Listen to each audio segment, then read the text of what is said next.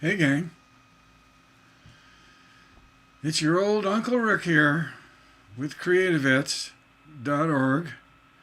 That channel for veterans wanting to learn how to write songs and also wanting to heal their wounds, their emotional wounds, converting the warrior brain into the creative brain. So that's what we're hoping that you veterans will do with these lessons. I'm running through a series of basic songwriting. I don't know if you'd call them rules, but parameters. Because what we normally do is we dissect, we deconstruct hit songs to explain why they're such great songs so that you can use these same techniques in your writing.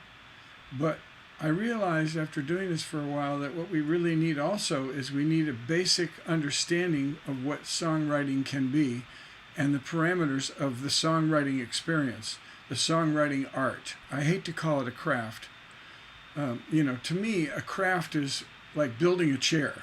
That's a craft. And you build one chair and then you build another one that's just like it and another one just like it. Songwriting is not a craft. Songwriting is an art. Every song is different. Every song is unique, like a painting. When somebody paints, you don't call it a craft. It's an art. So we're learning the art of songwriting.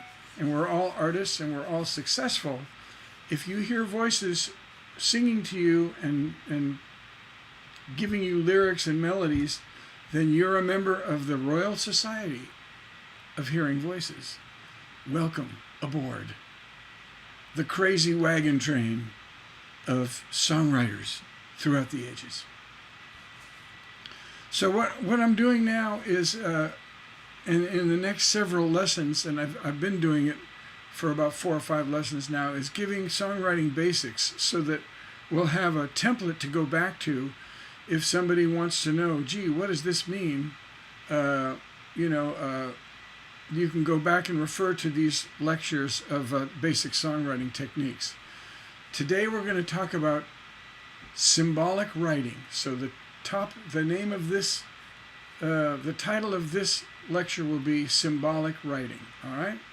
So I know that Kyle and the boys there are on top of it, and they will give it the appropriate title because that's what they do. So today, let's talk about symbols and symbolic writing. Let me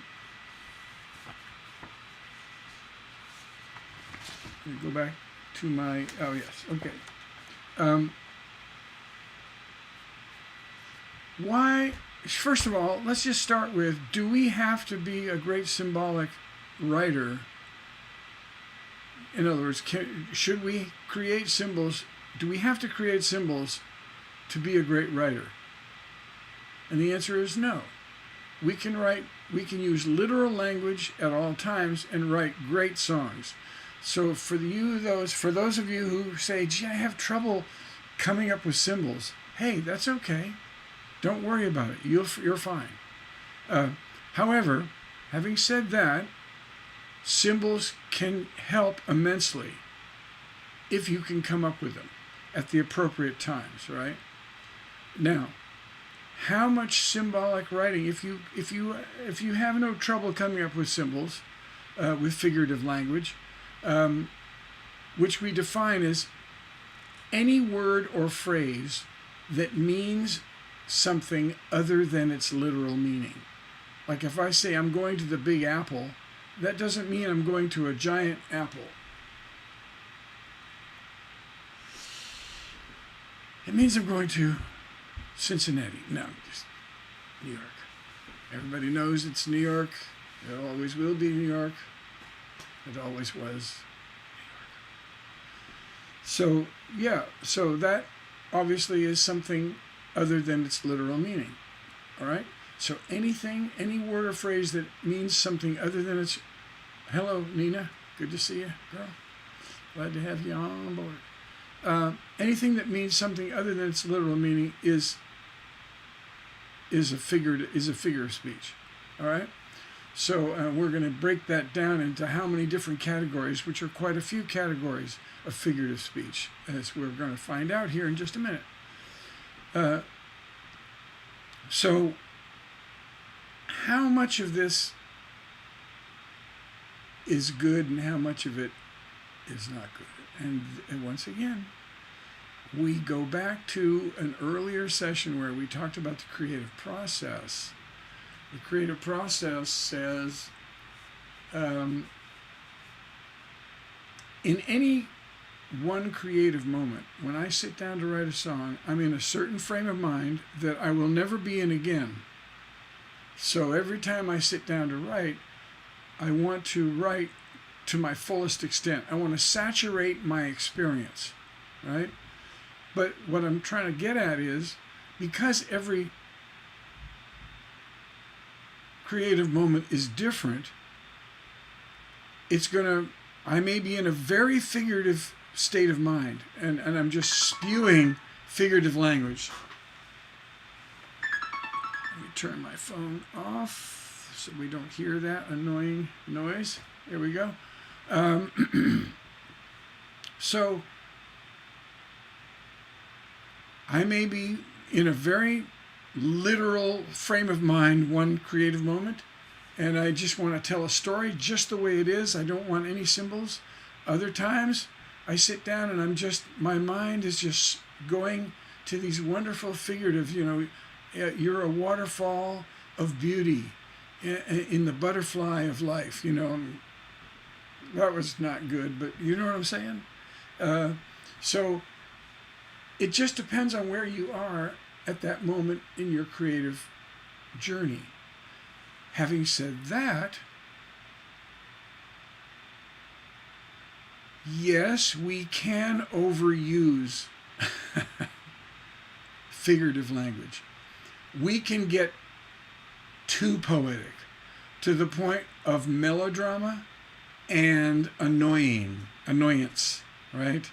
So we have to be careful. We have to balance these symbols and this figurative language in with the literal language, to where it's like, when you're putting oregano, on your spaghetti, you don't want to pour it on, because then what happens is you just have nothing but oregano and you've ruined the dish. But if you don't put enough on it, you can't taste it, right? So it's very much like that. You have to, you want to put it in here and there, because every time you use a symbol, it gets people's attention. Symbols create interest. Again, to an extent. We don't want to over dramatize it, but when we use them, it really does sparkle up our writing. So this is tricky, because there's a song called The River by Garth Brooks, and Victoria Shaw, I believe, she's the second writer, and I better be careful there, because I want to get that right. Let me just go to The River. It's probably under the. I'm just going right now to see who wrote that song. Victoria Shaw and Garth Brooks. Okay, good. I was right about that.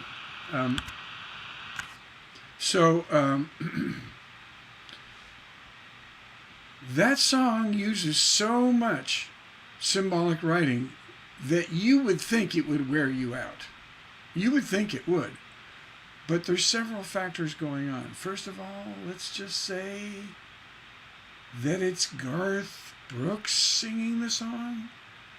That doesn't hurt anything, okay? Because Garth is a mammothly huge mega star. And when you're that big, you have room to wiggle.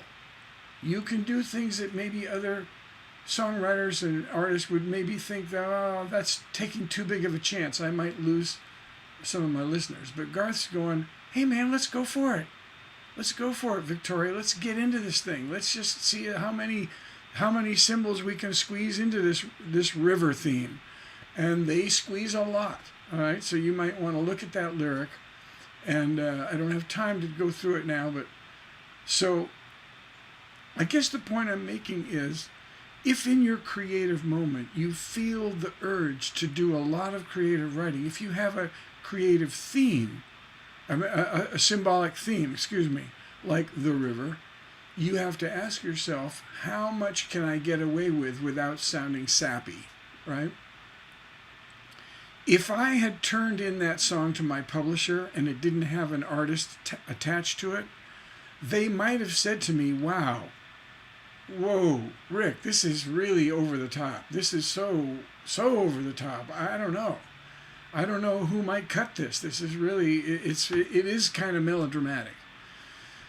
Well, because Garth wrote it and he loved it, he sang it, and it worked. It worked really well. It's actually a very, very well-written song because it doesn't wear you out. It is very interesting that so many symbols don't, but it still keeps your attention.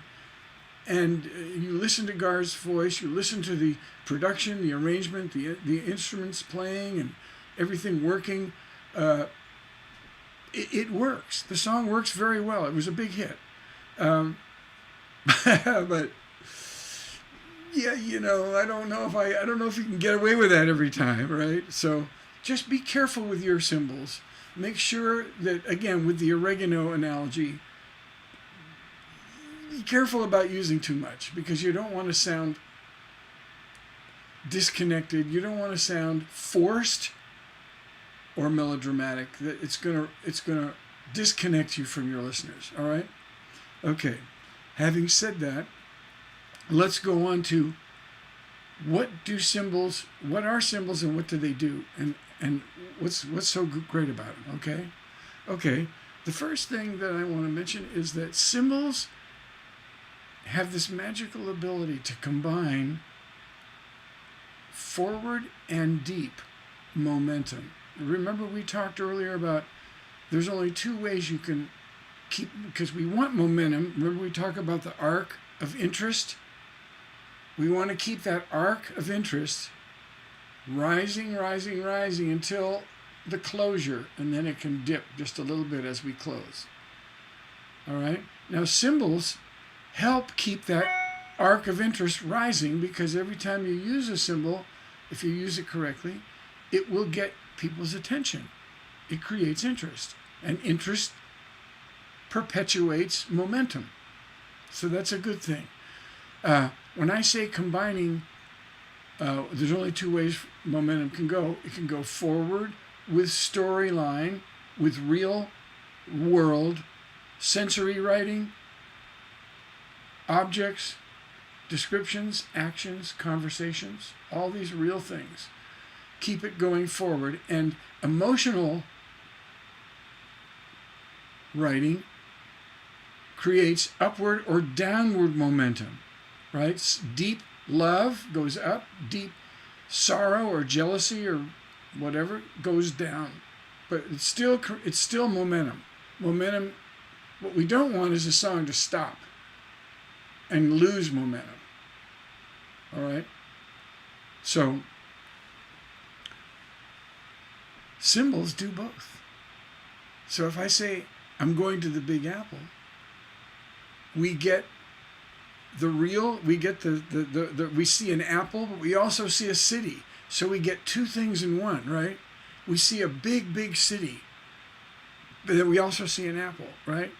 If I say the cat's out of the bag, we see a cat in a bag, but we also know that something has been revealed that shouldn't have been revealed, right? So you see, you get those two things combined. It's really awesome. So symbolic writing gives you both forward and depth, momentum. So that's really nice to know, forward and deep, all right? It also, symbols can express a depth of emotion that literal language could not do in that space of time, right? So when I say it's raining hammers and anvils, that's a very, very hard rain, isn't it? So it's like, in order for me to say that literally, I would have to stretch that out and say a lot more words to describe the rain that's that heavy. The rain was so heavy that I couldn't see the trees at the end of the driveway. You see, I just said it's raining anvils and hammers.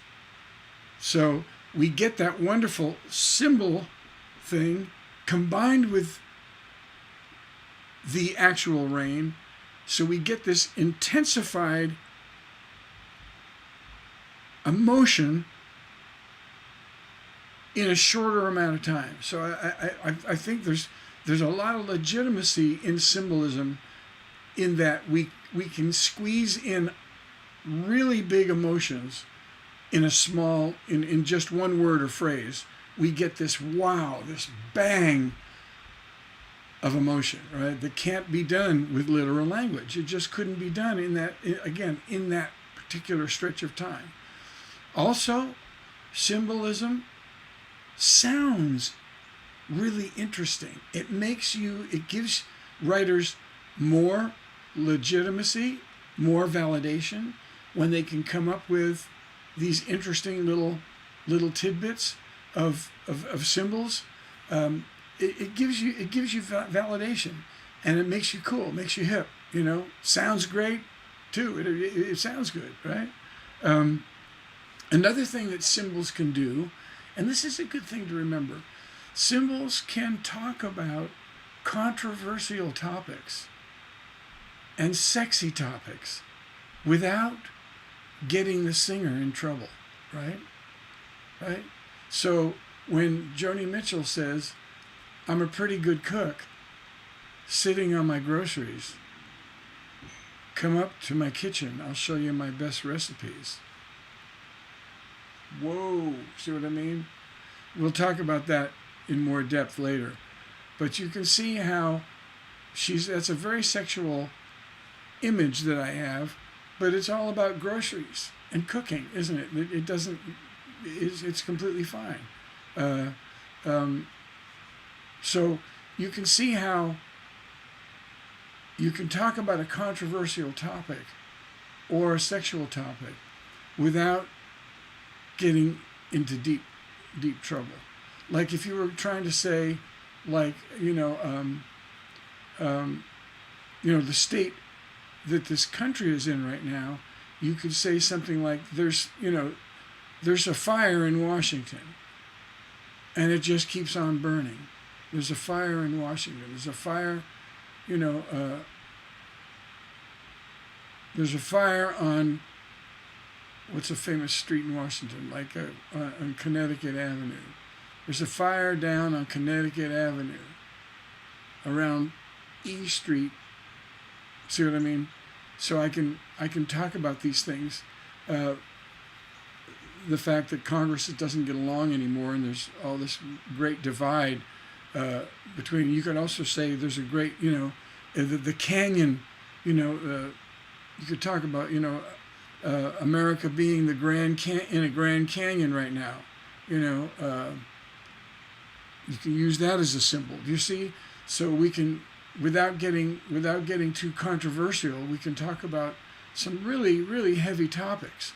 So, when you're sitting down to write one day and you decide, I'd really like to write about this heavy idea that I have, this really heavy topic, like maybe I knew somebody that beat up his wife. You could talk about it in symbolic terms, and that would be, easier for the listener to take. I'm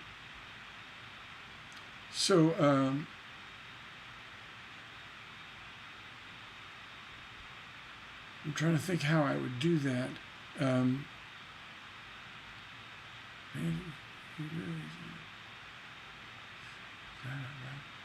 At any rate, let me come back to that. I might be able to figure a way, like if a man was beating his wife, you might use like a cooking analogy. Like she went and burned the dinner. She went and burned the dinner again. Oh, that burnt dinner. She went and burnt the dinner again. He threw the plate across the table. Didn't like the dinner again. You burnt something. You could talk about the stove being hot to where, it's too hot to touch. The stove doesn't work anymore, so you could use something like a stove. That might work in the kitchen. So there you go. We just figured out one way to solve that problem, right? So you see what I'm doing is I'm taking the heat of the anger and I'm applying it to the stove, using the stove as a symbol for heat and overcooking, and where you get burned. Every time you overcook and leave the stove, your hands, you're going to get burned. You're going to get burned. So I could work out a song like that, right? So that's a controversial topic that I could get away with, right? Also, moving on to other reasons why symbols are good, which is pretty obvious. I mean, symbols will help you remember, won't it? She spilt the milk. She spilt the milk again.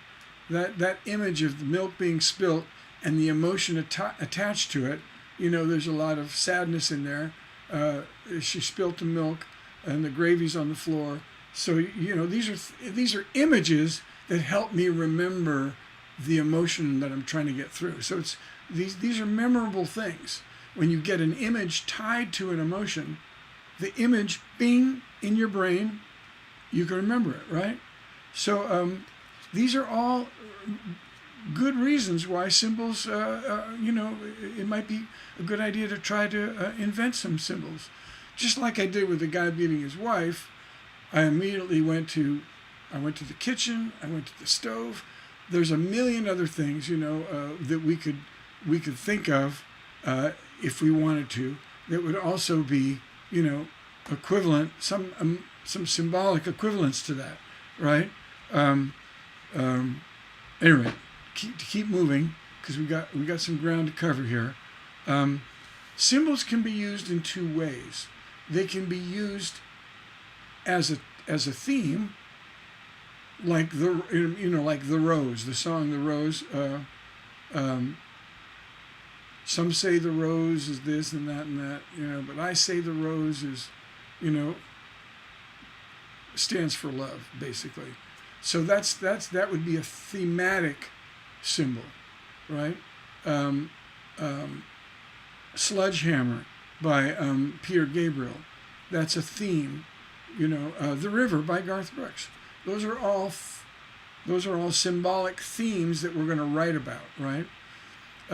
But we can also use symbols to support a literal idea, right?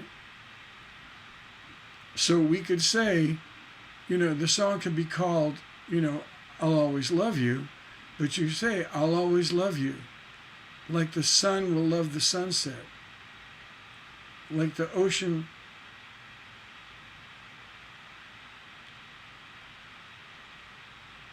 loves the rain. These are symbolic supporting things, supporting words and phrases for I'll always love you, right? Now an interesting sidebar here about that. If you're writing a symbol as a theme, you want to make sure that all your supportive lyric stays in that family, that stays on that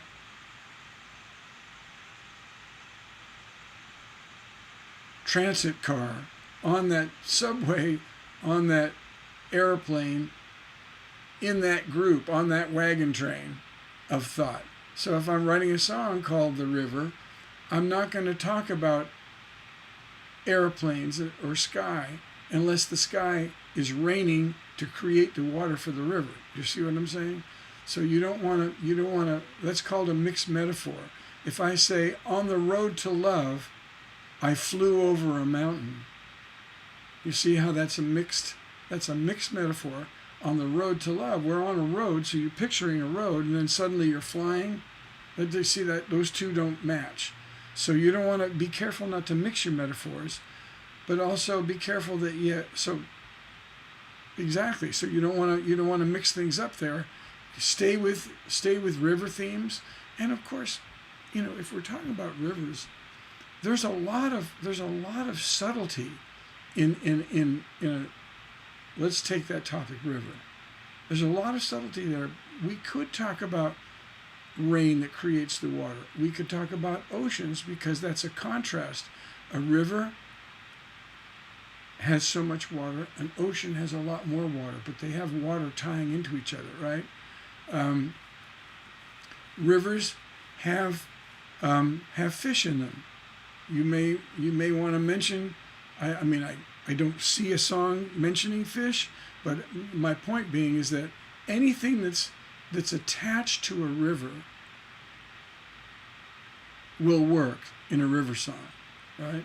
And it doesn't have to be directly attached. Like I said, the weather, when it's raining, the river rises, right?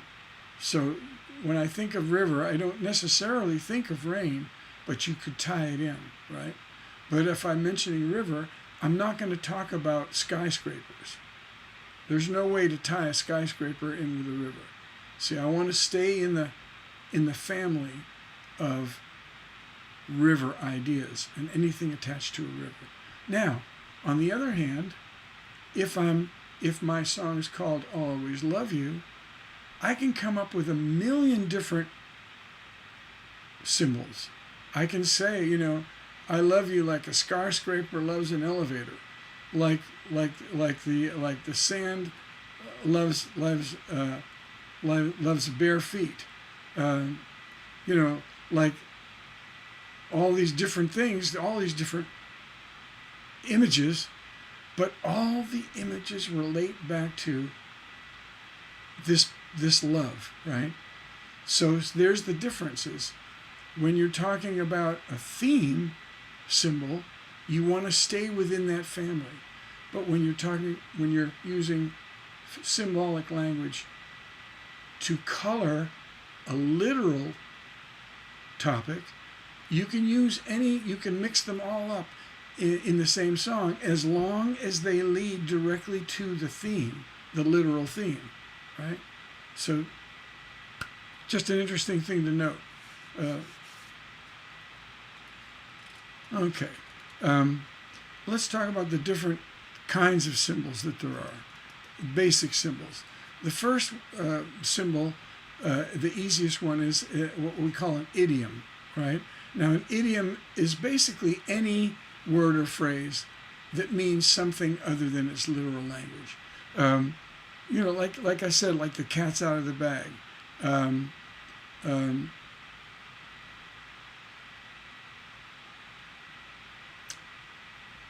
You broke my heart. That's an idiom. I mean, you didn't really break my heart. It's not broken, but we all understand that that's an everyday expression that means something other than its literal meaning. And let's face it, we use them all the time, every day, right? There's just a million of them, Let's line up these thoughts, You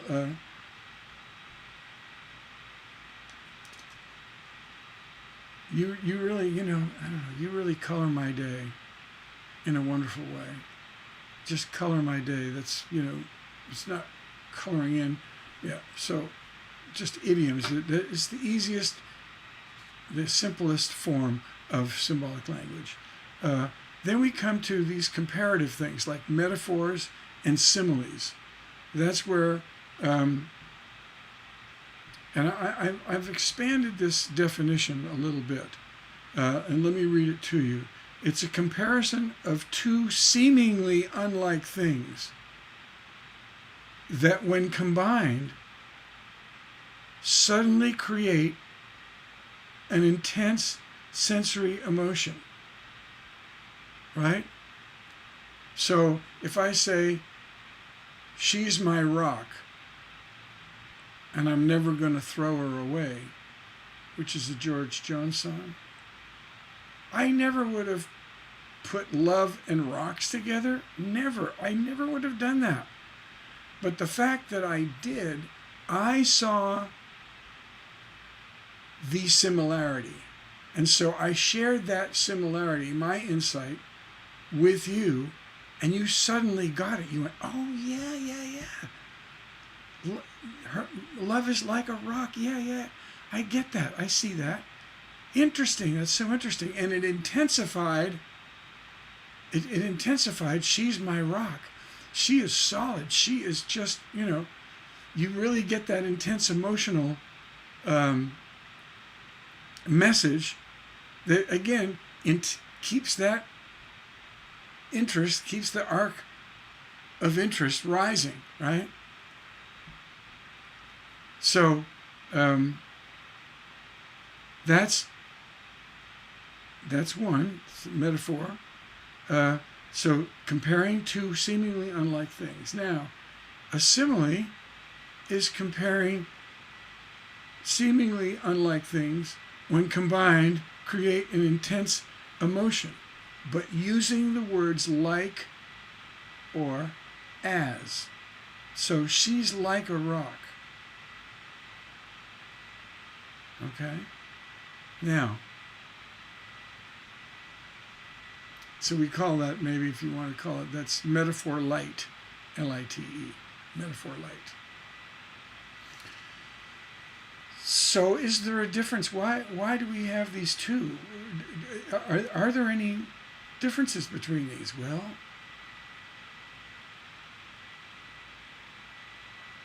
Elizabeth, yes, there are. Yes, there are differences. And they're actually kind of cool ones. Yeah. Let's use the rock thing. If I say, she's my rock, and I'm never going to throw her away. Now listen to the difference. She's like a rock, and every time I look at her, I see or I feel secure.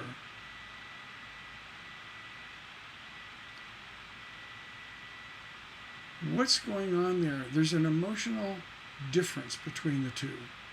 She's my rock. When I say she is something, that's the metaphor. There's a sense of, there's almost a period after that, isn't there? She's my rock. Like the momentum suddenly kind of, it stops for a minute. She's my rock, and I'm never going to throw her away, right? We need that to finish it up. But if I say she's like a rock every time I think about a day without her, when I use the word like or as, it keeps moving, doesn't it? You don't get that sudden sense of pause. She's like a rock, right? So we don't get that sudden stop. And the other thing is, we get, when I say she's like a rock, you see her first, and you get the image of the rock second. So she is more important than the rock. The rock is describing her, right? But if I say she's my rock, whoa, the rock is suddenly, she is the rock, right? You suddenly feel like the rock is a very prominent image in your brain. So the rock takes up more space, right? So that's an interesting little sidebar. So when you use the word like or as, it's lighter. It's not as heavy. It's not as committed as the metaphor. And it keeps the conversation moving a little more than the metaphor does, right? So that's the difference between the metaphor and a simile. Simile is the metaphor light, right?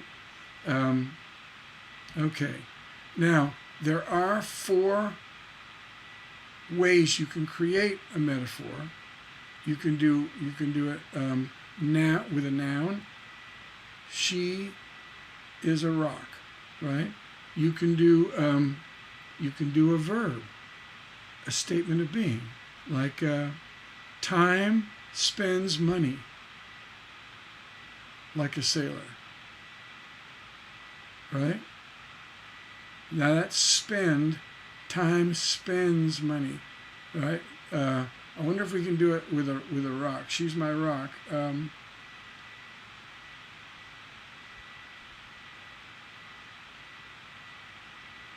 You could say she rocks my world.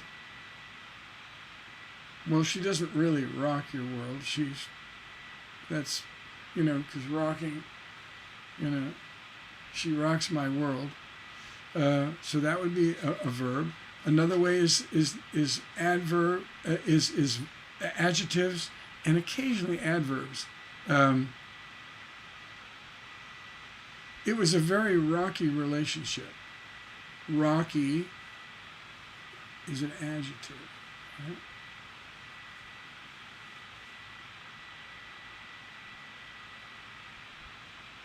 Let's see, I'm trying to figure out a way to do an adverb.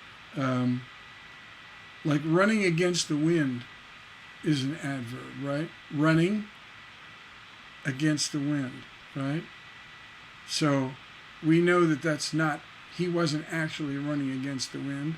He was going against society, right? So we use running against the wind as an image, right? We're running, that's normal, against the wind. That was a symbol, right? For against society, right? So not used as much. Adverbs aren't used as much, but nouns, verbs, and adjectives can all be used to create metaphors and similes, right? Interesting, just an interesting little sidebar there. Now we get into some different kinds of metaphors and symbolic language, okay? And these are always fun to create. It's nice to have this little list at the ready, so when you're writing, you can go, well, maybe I can use this little trick here, okay? The first little trick, little device, as we will, is called a personification, right? So you can turn an inanimate object and make it alive. Like Old Man River. He just keeps rolling. He just keeps rolling along, right? Old Man River. Yeah. So that's interesting. I turn a river into a person. Yes. You could say, hello, walls. But what is that? That's the second type of symbolic writing, which is the address, where you talk to an inanimate object. Hello, walls. I want to talk with you a while. Hello, floor. I want to walk with you a while, right? Yes. An old Willie Nelson song. So that's when you're addressing an inanimate object. You can also address a person that's deceased. Like you could say, where are you now, John Wayne? I could really use your advice. Right? So you're talking to a person who's deceased, right? So we have personification, where we turn something into, we turn an inanimate object. My old guitar, she sings for me every day. She tells me what's on her mind, right? Right. Or I could talk to my guitar. I could say, hello, strings. Or, I wonder what's on your mind today. I know you've got 6 beautiful strings. I wonder what you want to tell me. Or you could say, my guitar just said my guitar told me today that there was a song she wanted to play. And she made it clear from the very start that it was a song about my heart. So there I am talking, the guitar's talking to me. That's an address. So they're similar, but they're a little bit different. But you can use them at any time. You can use that as an actual theme, like Old Man River is the title of a song. But I could be in a song about getting old, and I could mention in the song, in the second verse, I could say, yeah, well, that Old Man River, he's just like me, you know. I feel like I'm flowing, and I'm dumping into the sea. And when I get there, I'll be washed away, just like that Old Man River was only yesterday. See, so I could use that symbol inside a song, or I could use it as a theme. The third one, so we have personification, we have the address symbol. The next one is a pun, or what I like to call a shift, where we take the meaning of a word or phrase and we change it, okay? All right? So if I say, I'm going to the old school for a class reunion, right? The old school where we held hands, where we were faithful to our friends and so forth and so on. Now, so the old school means literally the old school. Now, halfway through the song, one of my old sweethearts at this reunion comes up to me and says, hey, I always wanted to kind of play around with you a little, and now that we're here, you want to go off and do a little whoopee? And he says, thank you, I appreciate it, but no, I'm from the old school. See the sudden, whoa, now the old school means something else. It's a symbolic meaning of I'm from traditional values, family values, right? And I'm not going to do this cheating thing, even though it was a very nice invite. Thank you very much, but I'm not going to do that, right? So that's a pun or a shift. Now, watch this. Notice that it meant one thing at the beginning, and then it meant another thing later on in the song. It meant two things. But if I started a song, if I said you had a beautiful body, would you hold it against me? Now that's actually a double entendre, which is the next thing we're going to talk about. But you see, you got that symbol, you got that right away, right? So you can have them come right away, like in the church window, in the church window, I saw the light, right? I saw the light in the church window.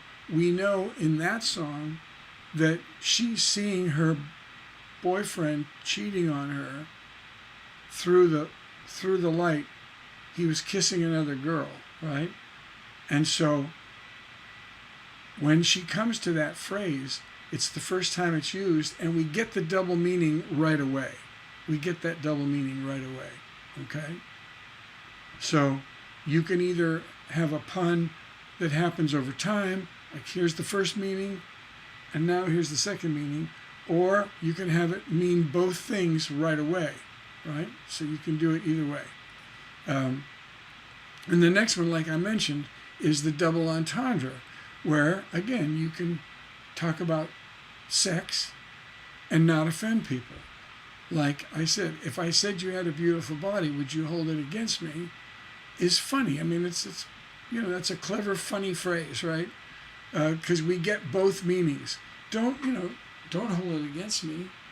I just think I think you're attractive. But the other double meaning we get right away is, will you hold it against me? Can I hold you and squeeze you? So you get both meanings at the same time, right? So that's a double entendre. And remember we mentioned the Joni Mitchell. I'm a pretty good cook, sitting on my groceries. Come up to my kitchen. I'll show you my best recipes. Yeah. Thank you, Joni. Thank you for that. Appreciate it. And yes, I was hoping that she was knocking on my door back then and inviting me to come to her kitchen, as I'm sure every young man was thinking at the time. So there's that. And now we come to the last one of these, which is the most difficult to write, but it's also the most rewarding if you can find one. And that's the concept symbol, such as ebony and ivory go together in perfect harmony, side by side by my piano. Oh Lord, why can't we? So that's the symbol of a piano, white keys and the black keys, all getting along in perfect harmony, right? So when you can find one of those, wow, that's terrific. When you can find a symbol that represents a concept, like dust in the wind. We're all dust in the wind. See, it was a huge song, right? So when you can think of a symbol that stands for an ideal, an idea, a concept, then that's a wonderful, wonderful thing. And hang on to that and keep writing it until you get it really good. I'm a big advocate of rewriting. To me, and I've said this before, but I will say it again. The first draft is nothing but the frame of the house. That's all it is.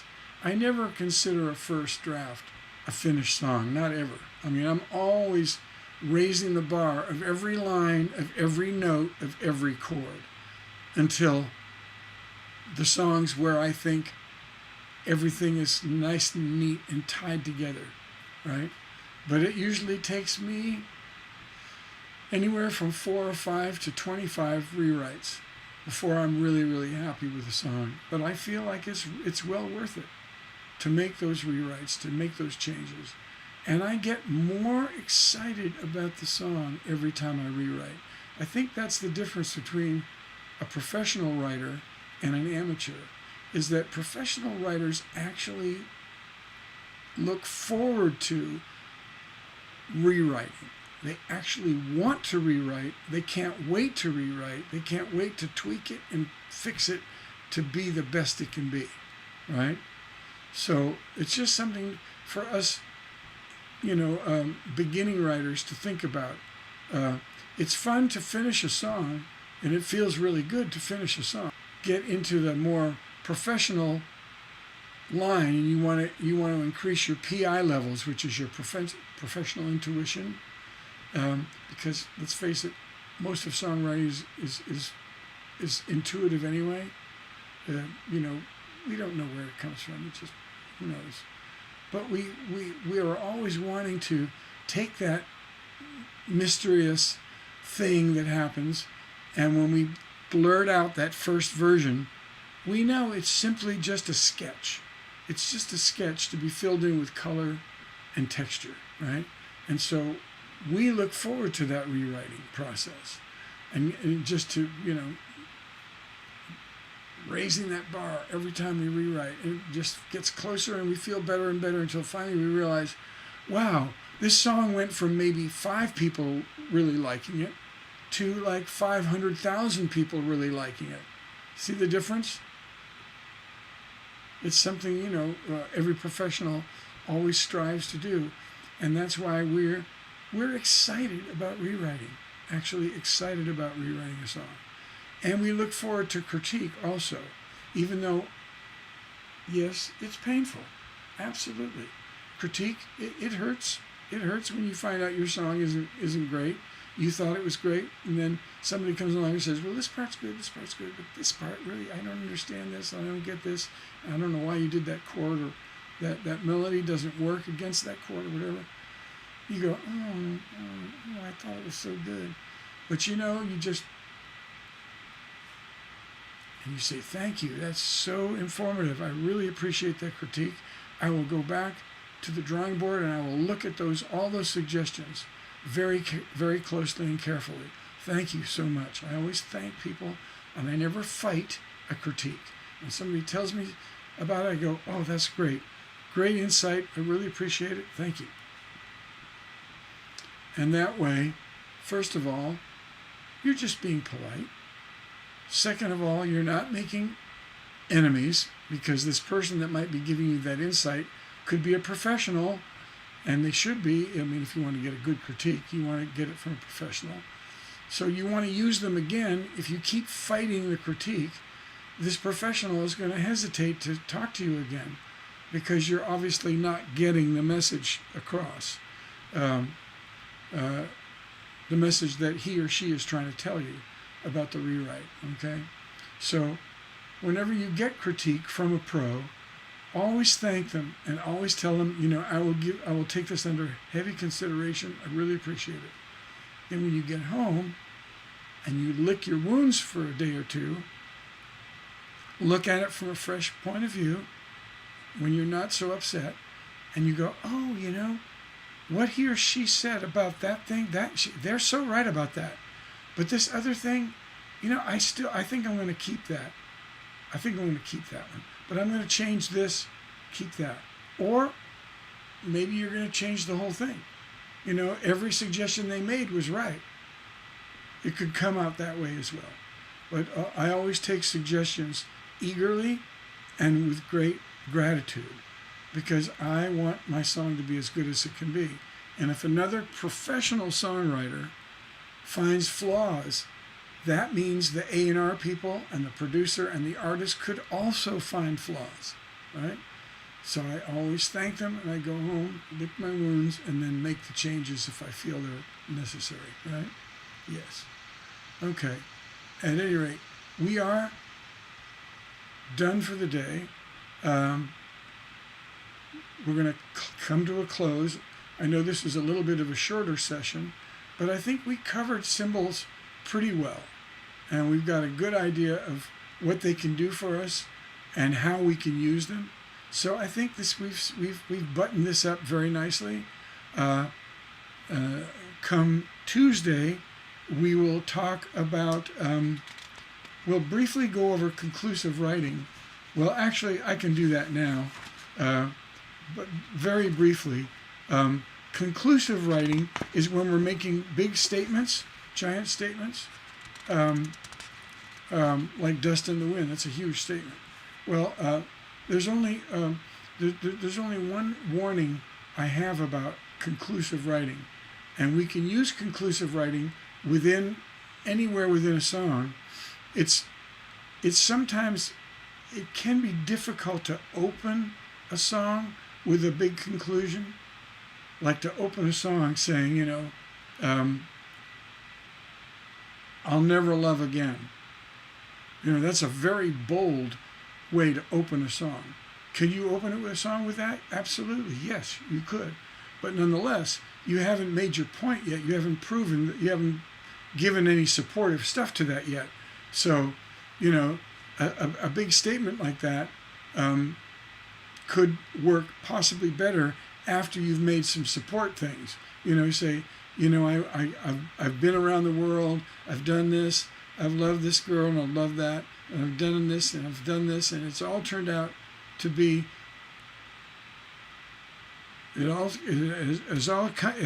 all those experiences have proven to me love sucks. You see, so I've built my case, and then I make the big conclusion, right? So depending on when you're thinking of big grand statements, you can think about where you want them in the song. just keeping in mind that if you open a song with a grand statement, that's really wow. I mean, you're really going to get people's attention, but at the same time, you haven't set it up, so you have to kind of write backwards, right?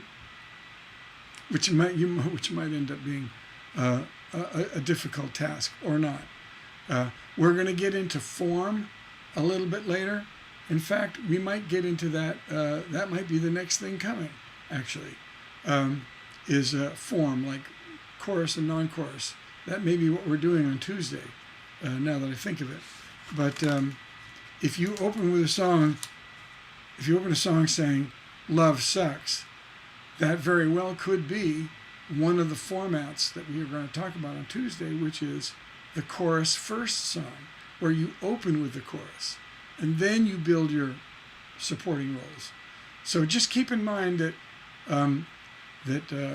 grand statements have a lot of power, so you have to ask yourself, where in the song do I want this big, powerful thing to be? Keeping in mind that we want to keep our interest rising, right? Keep it rising. So if you use your grand statement, boom, right off, wow, you're already up here. So there's not much room. We don't want to dip. We want to keep it rising, right? And so just keep in mind that grand statements opening a song could end up being in trouble. The other thing I want to bring out about grand statements is there's two ways you can go in the writing world. You can either go positive or you can go negative. Now, that is important to know about grand statements. If you're going to make a grand statement that's positive, you're fine. You're fine. Everybody's agreeing with you that's listening. They're going, oh, yeah, I get it.